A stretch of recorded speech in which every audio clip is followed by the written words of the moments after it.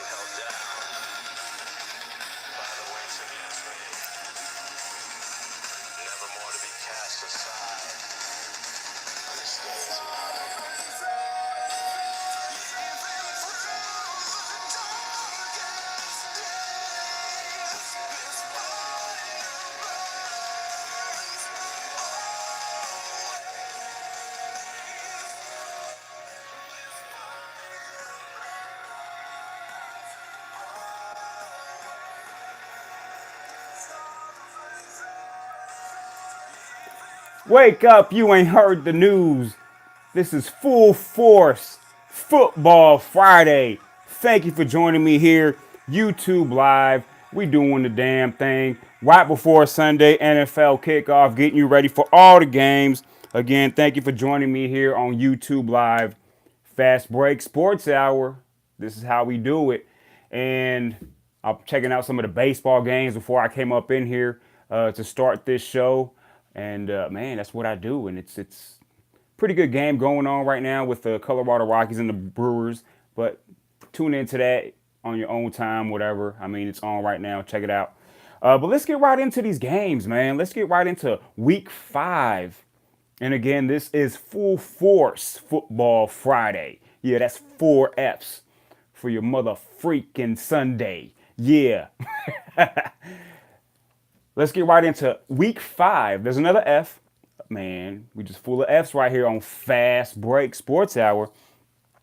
Let's get right into Week 5 and yesterday's first game for the Week 5 schedule, Thursday Night Football, where you saw the New England Patriots manhandle the Colts. Now I know the score doesn't signify really how bad the Patriots beat down the Colts because it was 38-24. There was a point there where it was 24-17, and you're like, man, the Colts are in this game. But if you really, really watch the game, it was 24-10, and the Patriots are going to go down and score. Ball nicks right off of Chris Hogan's hands, like right here, and then it's picked off deep in Colts territory. So that's one touchdown they got taken away. And then the next drive, same thing again. They're deep in Colts territory, and a pass hits Gronkowski. Looks like he catches it, gets hit. Ball comes out, intercepted again. So you're looking at least 10 points the Patriots would have put up there. So you're looking at 45, 48 points, and then maybe the Colts only get 17. So they still win pretty easily, 38-24.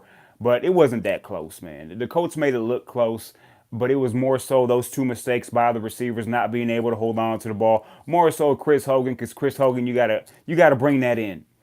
Gronkowski, man, he got hit. I mean, but still, you're the big guy. You got to come down with that ball, get a score for your team. And with all that being said, Tom Brady, I mentioned it yesterday, was 3 touchdowns away from 500.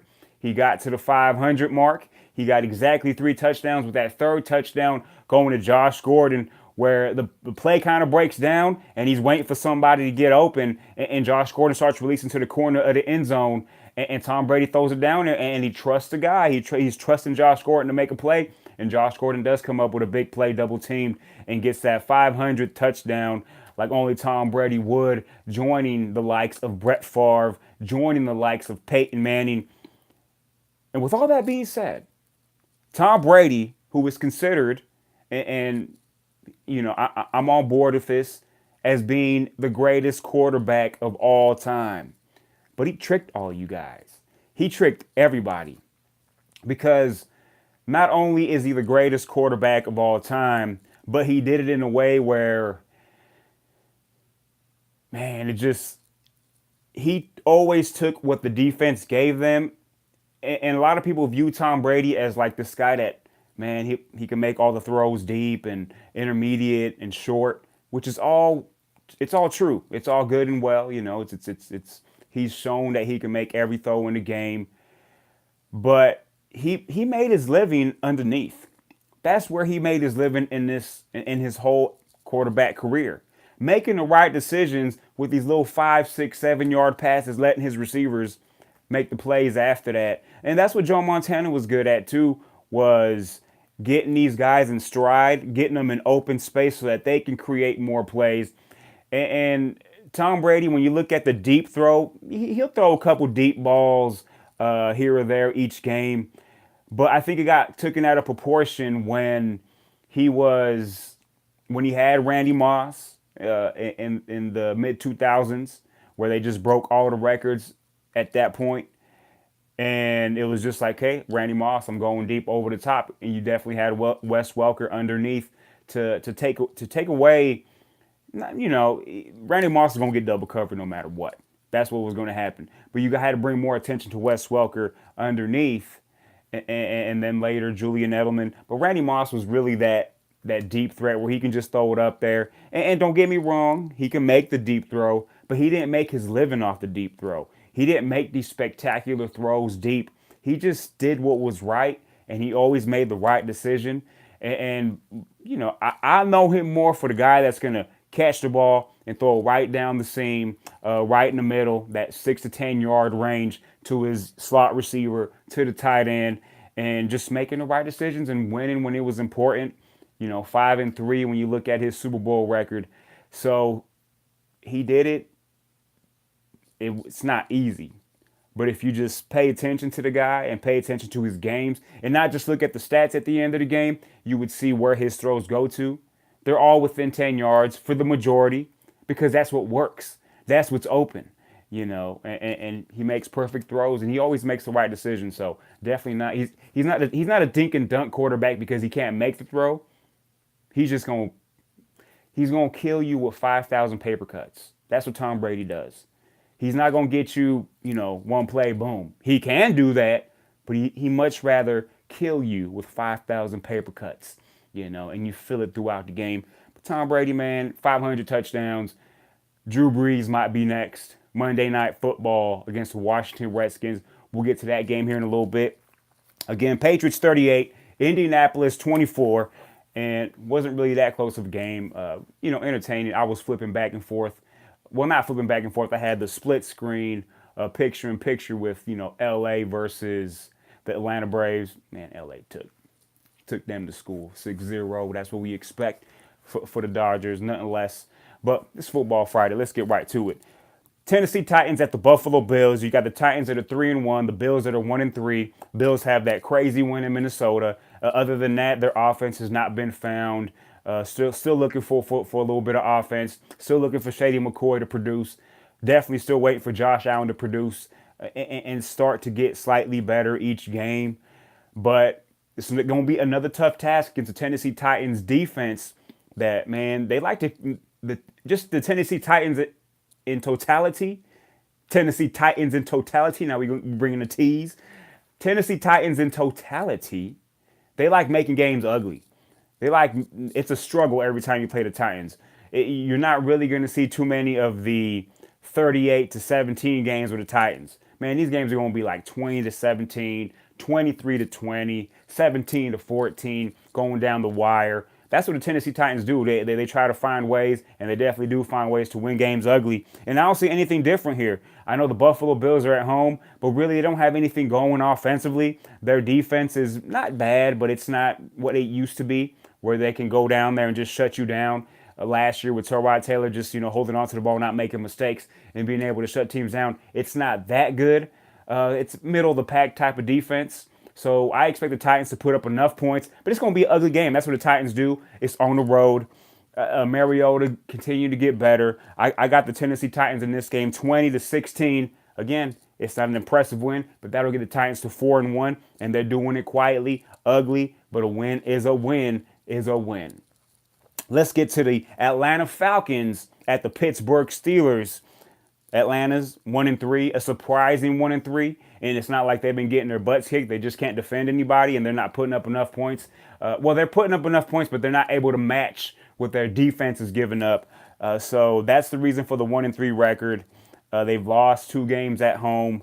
The 1-2-1 Pittsburgh Steelers will be at home, so the Falcons get to get away from home and try to figure things out on the road. And if you look at it with the Atlanta Falcons, they score a lot of points, but they also give up a lot of points, and that's not going to change much here. Matt Ryan doing his thing still with Julio Jones, Calvin Ridley coming into his own. Most definitely, you have to look for Devontae Freeman if he's iffy to return. Tevin Coleman, if not, he's the guy.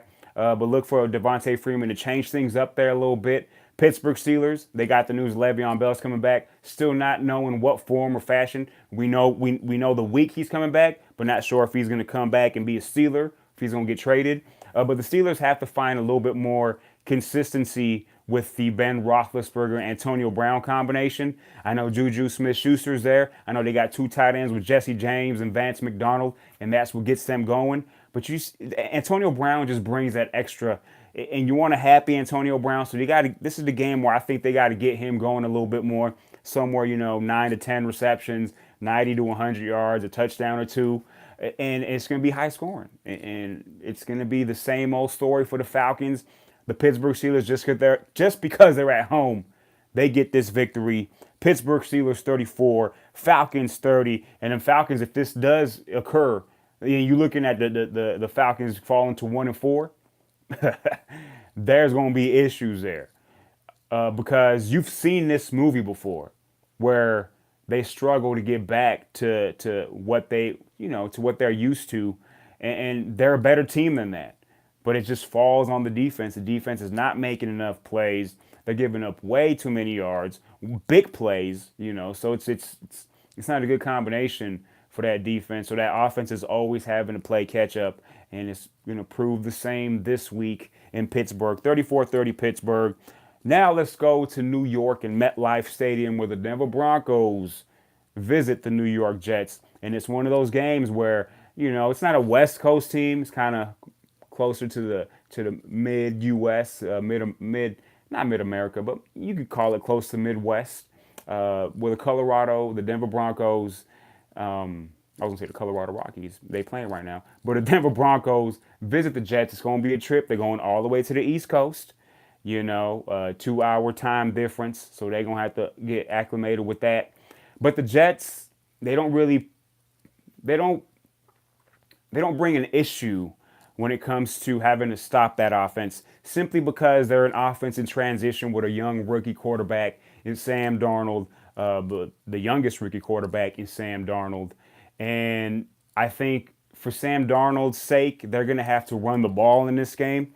You look at Isaiah Crowell, you look at Bilal Powell, they're going to have to lean on that running game to kind of make this game ugly, kind of like I was talking about the Tennessee Titans, slow up the game, make it ugly. And it's not like the Broncos have been able to become this offensive juggernaut, which I never expected, but they should still be doing better than what they are. So if they're able to run the ball, as we saw the Chiefs run the ball on the Denver Broncos, Kareem Hunt, you can make this game a slower pace, man, in the teens type of game, because you have a team traveling, and it's going to be an early game. Man, the Denver Broncos, just when you have that combination of East Coast and then playing in the early game, that's not a good combination for any team traveling from, again, the Midwest, West Coast, going to the East Coast. Defensively, the Denver Broncos have to be more consistent. They show flashes of the no-fly zone. They show flashes of bringing the pressure and pressuring the quarterback. Now, don't get me wrong. If they're able to create the pressure that they created against the Chiefs, they're going to have a lot more success, because Sam Darnold is not Patrick Mahomes. He's not going to be able to roll out the pocket and pick apart the defense once he rolls out. Now, Sam Darnold can move around. He's a very smart quarterback. He has all the technique. He has everything as a quarterback, but he's still young. And you look at the receiving core for the New York Jets, they depend on Quincy Enunwa. And it's not going to change in this game. So I think for the Jets, the key for them to even getting a victory is to get someone besides Quincy Enunwa a part of the passing game, like a Robbie Anderson, like a Terrell Pryor, someone that's going to take the pressure off because you're going to try to run the ball, and then Enunwa's going to do what he does. And if you're the Denver Broncos defensively, you have to figure out a way to take away Enunwa, because once you do that, then I think it makes the game plan a little bit easier. You're able to get to the quarterback. Offensively for the Denver Broncos, they have to find their way in the passing game. Obviously, their strength right now is those two rookie running backs with Royce Freeman and Philip Lindsay. You know, man, it's an awesome duo for two rookies to come in and do what they've done. I think they got Freeman needs to get at least half more carries than what he's getting. So he's averaging 10 carries a game. So we got to get him to 15. That's what the Denver Broncos have to do. Get him to 15. Lindsey's about right with 12 carries, 13, 14 carries. You combine for 28 carries. That's the key. 28 carries for both of these running backs combined, and I think that will give them the success they need and open up some things in the passing game. And Case Keenum just has to make better decisions. And he has to play with confidence, and he has to put the ball where he's known for his accuracy. Got to see it now. You know, timing, I'll give you the timing for the first 2, 3, 4 weeks, but right here, this is it. No more talking about timing with the receivers. You've had preseason, which is basically I put that together as like one game as a whole when you talk about the whole preseason, plus these 4 games. So you have 5 games under your belt with these with this new talent of receivers that you have coming to a new team, a new offense. No more excuses. Time to get that ball in the end zone. And with all that being said, I know it was a lot. It's just I'm a Bronco fan, so I'm able to talk about it a little bit more. I have the Denver Broncos getting this victory. It's not going to be as easy as what a lot of people think. I think it's going to be a drag out game, but I don't think the Broncos will ever be in danger of losing the game. I think it's going to start off, 7-3, 14-6. At the end of the day, I have the Denver Broncos winning this game 21-13.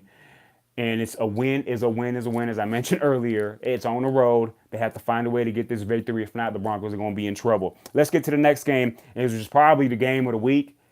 When we talk about just two of the best teams in the AFC, you could probably say they are the 2 best teams in the AFC.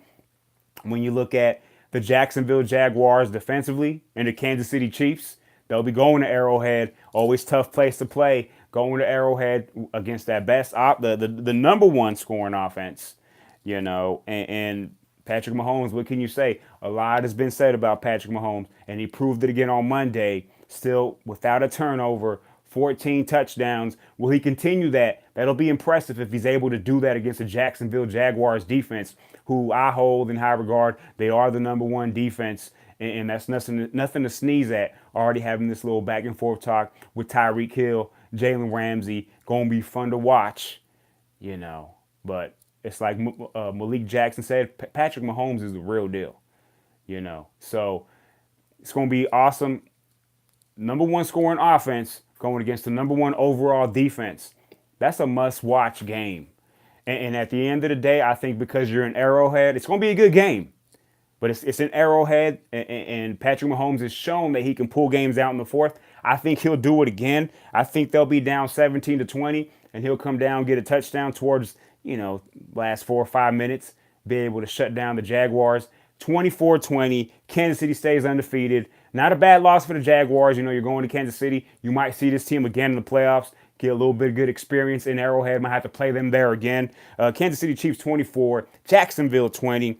Packers at the Lions. Now, this one's tricky because if the Packers were coming in full force, and this is full force Football Friday, if the Packers were coming in full force, I would probably pick the Packers. But there's some question with Devontae Adams. Is he going to be ready to play? That's going to be closer to game time. And then Geronimo Allison, same deal. It's going to be closer to game time. And Randall Cobb's he's out. It's put out there. He's out. It's been reported. So with all that being said, if that happens and you're looking at the Green Bay Packers going with rookie receivers, and in their run game, Aaron Jones has been looking better. He's going to look like the guy that's going to start carrying that torch in the run game for the Green Bay Packers. And he's not a slouch. His average is pretty good. It's pretty up there. He's just got to get more touches. I think That's going to be the key for the Packers to keep this game close, is to get Aaron Jones going, maybe Montgomery going out the backfield and some, screen passes or whatnot. Especially, now that's one thing too. Since Montgomery, he came in as a wide receiver and then he turned into a running back. If those three guys are out, we know one's going to be out. But if the other two receivers are out, and then there's also a question about Jimmy Graham, do you put Ty Montgomery out wide? So look for that.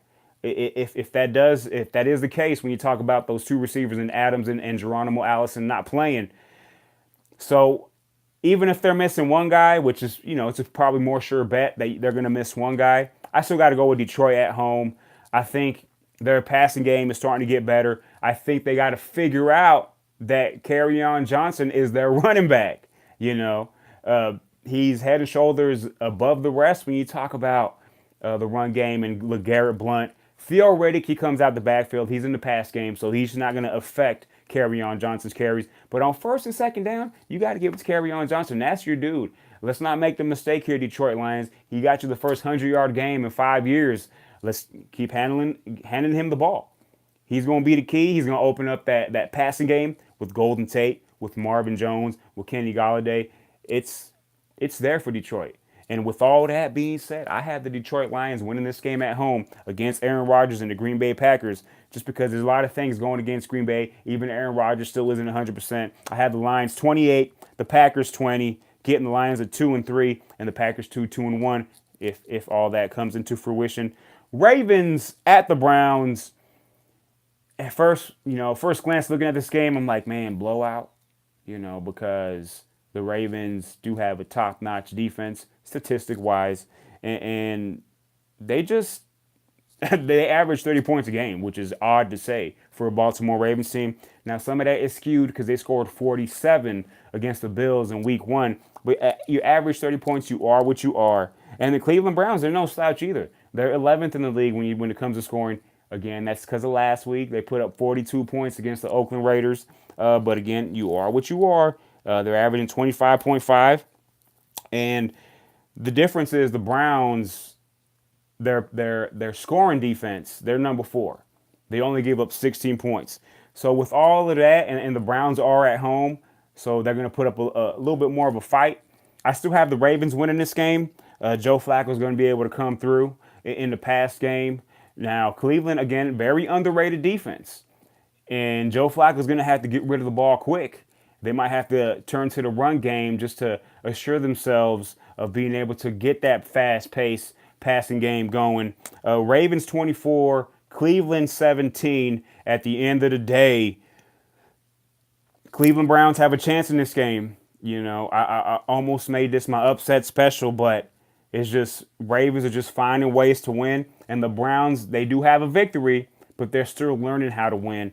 And it's going to take a little bit more time. I think Baker Mayfield continues to grow 24-17. And one thing about Baker Mayfield, who is going to start in his second game, who didn't get credit for the victory against the Jets, but obviously he's part of the reason why they won that game a couple weeks ago against the New York Jets.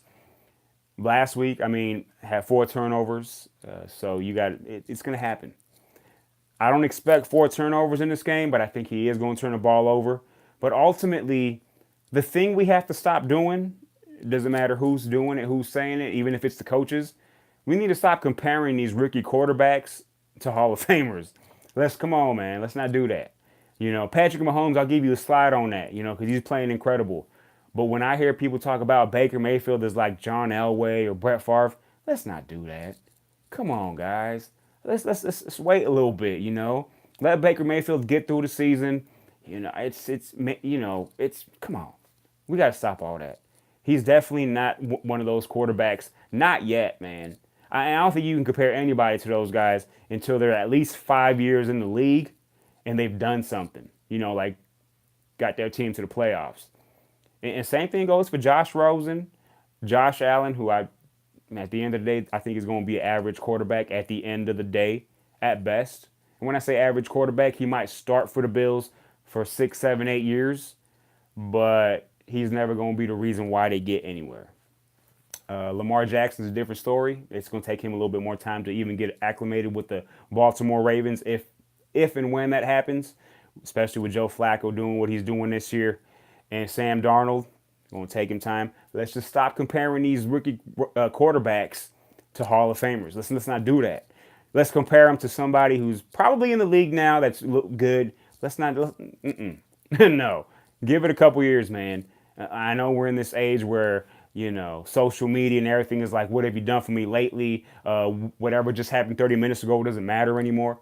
Slow your roll, man. We can't do that. It's not fair for these Hall of Fame quarterbacks who it took 15, 16, 17 years to create that legacy. Let's get off of that. But that's enough of me talking about that. New York Giants at the Carolina Panthers. I think this is going to be a fun game to watch. I think it's getting real close for the Giants for a must win. If you look at the New York Giants, their next 6 days is going to determine their season because they play at Carolina and then they play the Philadelphia Eagles on Thursday Night Football. And Philadelphia Eagles are defending champions, so you lose those 2 games and you looking at 1-5, your season's done. It's over. It's a wrap. So the Giants are going to try everything that they can to get this win on Sunday and get that momentum going for Thursday, because that's going to be a tough one. Both of these games are tough. You're looking at 2 contenders. The Panthers and the Eagles, they're both contenders. Let's not kid ourselves. And if the Giants want to be part of that conversation, they're going to have to, at minimum, split these 2 games. At a minimum, best case scenario, they're going to have to win these games. But it's going to be tough. They're going to have to play the type of football they haven't played all season. So it's hard for me to say they're going to start playing it. I think they have the talent to do it. I think they're going to put up a fight against Carolina Panthers. But I think at the end of the day, I think the Panthers are just going to be a little bit too much. Them being at home. Now, Pat Shurmur, the coach for the New York Giants, he knows Cam Newton. He coached Cam Newton. He's used to that offense. What can he do to kind of control that? And vice versa. Riverboat Ron Rivera, the coach for the Carolina Panthers, knows what Pat Shurmur likes to run. But obviously he doesn't have a mobile quarterback in Eli Manning, so he's not going to be able to, say, well, he's going to use Eli this way or the other. So it's going to be a good chess match between those 2 coaches and those 2 teams. Eli needs to get this victory, but I think at the end of the day, if you look at the run game, I think the Giants still haven't figured out how and when to use Saquon Barkley at his best. It's just something's off there. And you look at the Panthers, it looks like they figured out how to use Christian McCaffrey, who's going to be their workhorse now. And you saw that in the last game before their bye week with him getting over 180 yards rushing and toting the ball over 25 times. For those of you that said he couldn't do that, he's a workhorse. That's what he did in college. I expect him to do that in the pros. Longevity might not be there. He might not be this running back for 4 or 5 years, but you got to use him for what he can do right now. And that's when Christian McCaffrey is productive and able to break off those big runs when he gets the ball more than 10 times. He can't be going into games carrying the ball 8 times, 9 times, 10 times, and 6 catches. He needs to carry the ball 16 plus and still get his 4 or 5 catches for him to be explosive. He's going to be explosive. That's what Christian McCaffrey does. End of the day, that combination, them being at home, they still got those linebackers. I like the Carolina Panthers in this game. I'm sorry, bruh. I'm sorry, Angel. Giants going down to 1-4. I got the Panthers 28, the New York Giants 23. Miami at the Bengals. What's up, Jarvis? Miami at the Bengals. 2 teams that are 3-1. Not bad. Not a bad matchup. You still have questions about both teams. The Bengals came up with a big win in Atlanta last week, putting up points, and that offense is looking nice. And the Dolphins kind of hit the wall there against the New England Patriots. You kind of wish they would have put up a better fight so you can kind of say, you know what, they're ready for the challenge. Started off 3-0, and I said it. I put them in the top 10 in my power rankings, but I still iffy. And they proved me wrong on Sunday because though I thought they were going to lose, I thought they were going to put up a fight. I thought it was going to be a 1-score game. They got blown out 38-7, and they're going to be on a losing streak now because I got the Bengals winning this one 26-20, and the Bengals got the 4th highest scoring offense. So no slouch there offensively, and the Dolphins are pretty good against the when you talk about defensive scoring, besides last week, which kind of blew up those numbers. So I like the Bengals in this one, 26-20. Dolphins fall to 3-2. Bengals move up to 4-1. with the Ravens, man. That's incredible. Oakland Raiders at the Los Angeles Chargers. 1-3 versus 2-2. Now, with them being the Los Angeles Chargers, you have to wonder, is there going to be more Raider fans at that game? I believe there will be, because when you look at the Chargers, every time whoever comes into that stadium, they're the home team, because that team's fans will be going into that soccer stadium. That's just how it rolls. The Chargers basically have 16 road games every year. So it's very difficult for a team like that to kind of get anything going when you talk about just having the crowd behind you and having that advantage. So whatever the Chargers do is just based on their play. There is no momentum when it comes to the crowd when you talk about the Chargers. With all of that being said, the Raiders, they knocked the doors off the defense of the Cleveland Browns last week, putting up 45 against the Cleveland Browns, but also gave up 42. This is going to be somewhat of a semi-high scoring game, but Phillip Rivers is going to prove to be too much. Derek Carr is not going to be able to keep up with Phillip Rivers and those weapons in that run game. We talk about Melvin Gordon and Joey Bosa, man. I mean, waiting for him to come back. He's the one that's going to be the difference maker on that defense. But what can you say about James, the safety they drafted in Florida State? That dude's been incredible.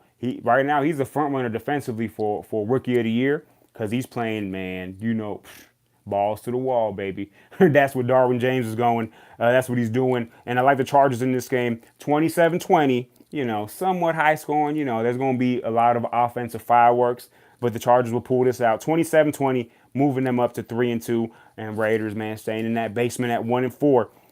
Now, the Loser Bowl. Losers game. Worst game of the day. The Arizona Cardinals at the San Francisco 49ers. Oh, man. I think there's going to be some mistakes in this game. And I think this is going to be the 49ers' best chance to get their second victory all year. And they'll do so. Josh Rosen still looked pretty good in that second half against the Seattle Seahawks. So I really can't knock him there. And if you guys have heard me on this show, Josh Rosen, to me, is going to be the best out of all the rookie quarterbacks at the end of the day. Now, hopefully he's not rattled. Hopefully he's not shook. He's proven to show that doesn't really bug him. His confidence kind of, bleeds into cockiness and him looking like he doesn't care. But it's a good, I don't care. It's all right that happened. I'm going to go out there and still do my thing, play my game. David Johnson's got to get going. They got to get him the ball more and more. Let him get that rhythm going. Make things easier for Josh Rosen. But, just the Niners being at home. I know they got a backup quarterback in C.J. Beathard back there. But just all the combination of rookie quarterback, horrible offense, last in the league in points per game. They're averaging 9 points per game. That's ridiculous. And just they're rebuilding. And both of these teams are rebuilding. But you got to give it to the home team, and you got to give it to who I see as one of the top coaches in the NFL, just because wherever he goes, he makes that quarterback better, in Kyle Shanahan. So I like the Niners in this game. Don't want to talk much more about it. Niners improved their record to 2-3. They beat the Cardinals 23-13 in just a game that you're just not going to watch, and I hope you're not watching. I hope, this is something that, like, if your kid did bad in school, or if he just isn't, he's not listening, what you do is you lock him in a room. It's not getting bad. Put a big screen in that room and make sure it stays on that game and make him watch that game. That's torture. You make him watch the Cardinals and the 49ers, that's torture. Now, some of y'all are probably like, well, I got David Johnson in fantasy football. I got so-and-so Larry Fitzgerald in fantasy football, so I'm going to watch it. There is no fantasy football players that are going to make me watch this game. I'm kind of iffy on watching the highlights because I don't know if there's going to be any. But again, Niners 23, Cardinals 13. Minnesota at Philly, another candidate for game of the week.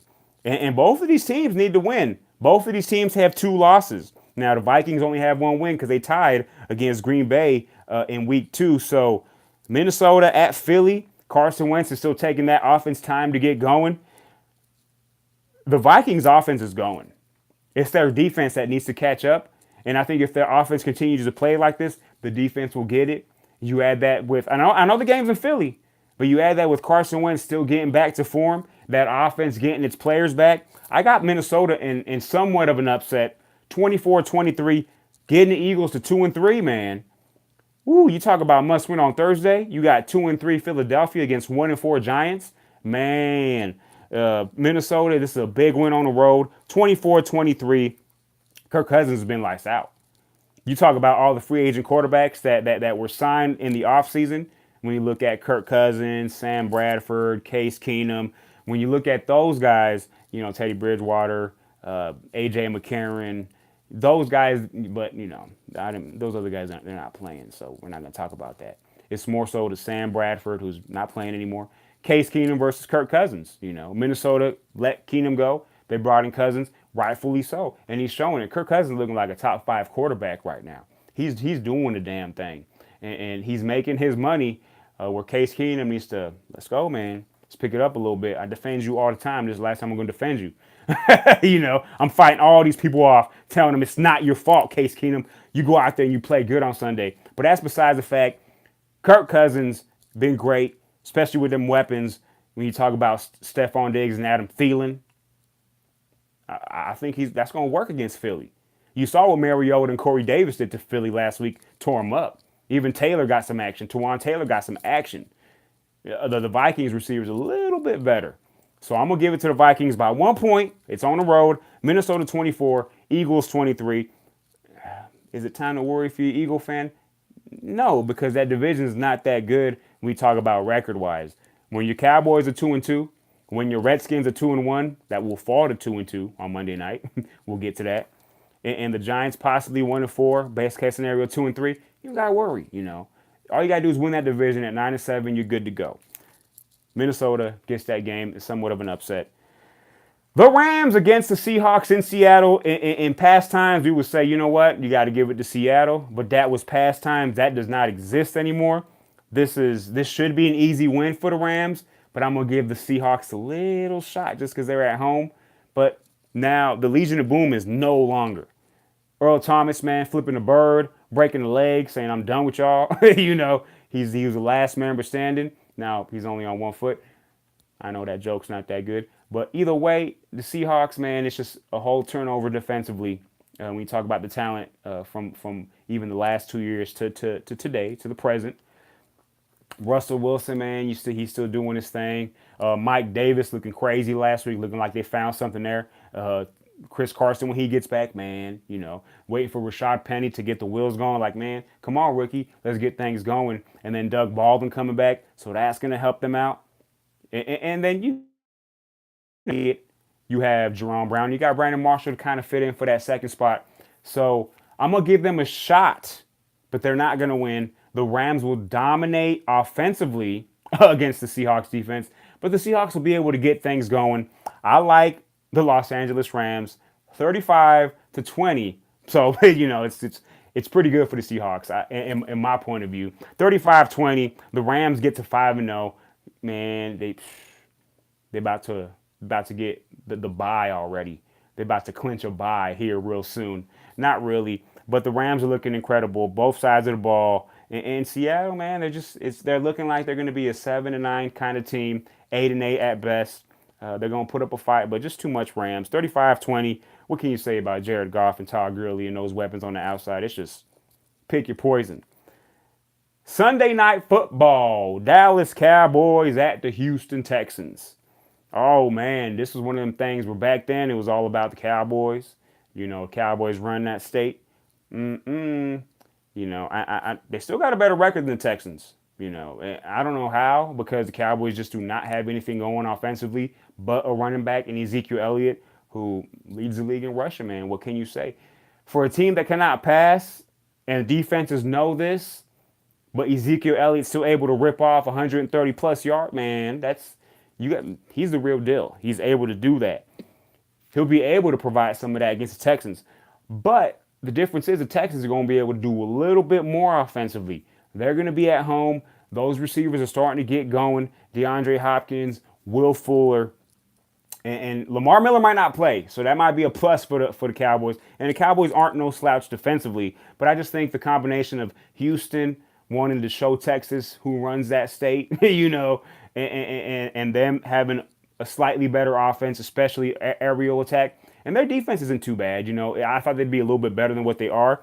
I think they'll step up to the plate Sunday Night Football, the big lights, all that good stuff. I got the Texans winning this one 27-17.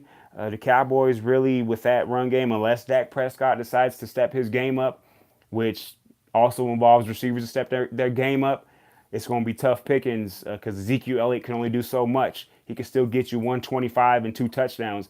But other than that, that's about all you're going to get. I got the Texans 27-17 Sunday Night Football. Texans improved to 2-3, kind of staying in that range where they're hoping for some sort of playoff spot. Going to be tough pickings at this point. Washington Redskins, Adrian Peterson led Washington Redskins, and that's real, Going to New Orleans to face Drew Brees and Alvin Kamara. Monday Night Football in New Orleans, where Drew Brees needs 4 touchdowns to break the record.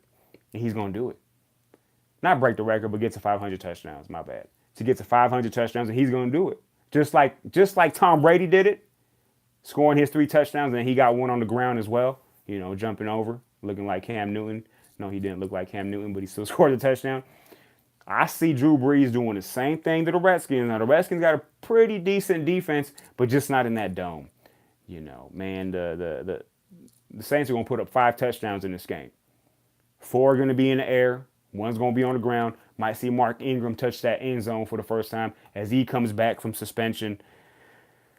Peterson's going to do fairly well, but they're going to be behind the whole game, so it's going to be more so trying to find those receivers for Alex Smith. It's going to be an easy win for the New Orleans Saints. 38-21. Now, the Redskins do have the number 2 scoring defense. So if there's anything to say from there, there's that. But again, if you play the Cardinals, that stat doesn't count because if you play the Cardinals, they're probably going to score. Well, the Sam Bradford-led Cardinals are probably going to score 6 points against you, or 3, or maybe 0. So that kind of skews it. But still, hey, you are what you are. You can't say, I'm going to take this game out, or, So New Orleans Saints get this victory. Monday Night Football. Man, that's all I got for y'all. Just a couple things that I wanted to get to when you talk about these quarterbacks getting to 500 touchdowns. It's an incredible feat. Now, people want to argue or talk about who's the best quarterback all time. What's more impressive, Brady's 500 or Brees' 500?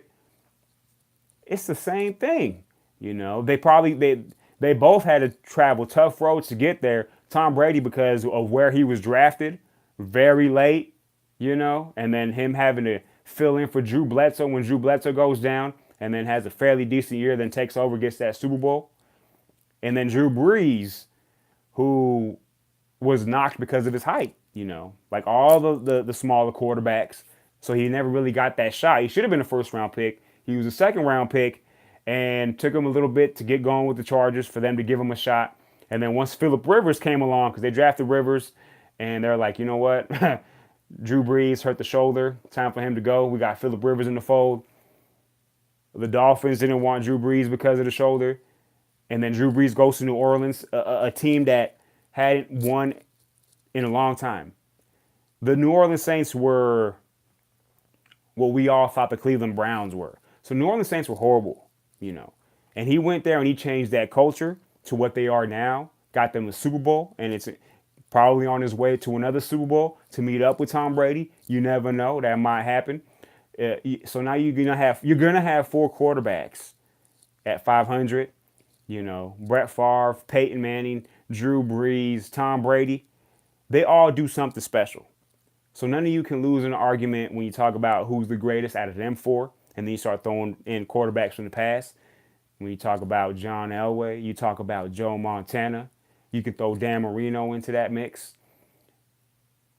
You're not wrong, It's one of those things where, hey, man, just depending on what you like, what kind of quarterback you like, you're not wrong, and it's all good, That's all I wanted to say for that, man, because it's incredible. I love these football games. I love these quarterbacks, man. It makes football so much fun, and the consistency that they bring. Let's keep it going. Let's keep it rolling. Hopefully these guys get to 600. Man, Tom Brady's going to play till he's 45. and Drew Brees knocking on that 40 doors himself. Peyton's probably like, man, let me get this shoulder going. I want to come back. I know I can play for a couple teams. He probably could when you look at the quarterback some of these teams carry.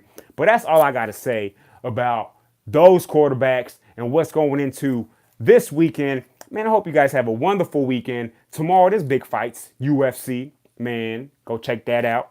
A WWE big pay-per-view tomorrow. Go check that out. The Undertaker's last match against Triple H. You got college football tomorrow. You got the playoffs going on right now with the Rockies and Brewers. The Astros beating down on the Indians. You got Dodgers and Braves coming up. Man. You got Red Sox, Yankees coming up. Man. Y'all better check them things out. Sunday is when all this goes down. NFL Sunday, week 5, all the way to Monday Night Football. Hope you guys are ready. Man, like I said, you guys, we got to have your snacks, your food ready, your drinks, and get ready. Sit back and just chill. Get fat on Sunday and enjoy. Scream your lungs out, man. Hopefully your team does good so you're able to scream in a positive manner and not throw stuff at the TV because your team isn't doing what they're supposed to do. But that's all I got to say. I'm Fast Break for the Fast Break Sports Hour for Full Force Football Friday. Man, I'm out of this piece. Yeah.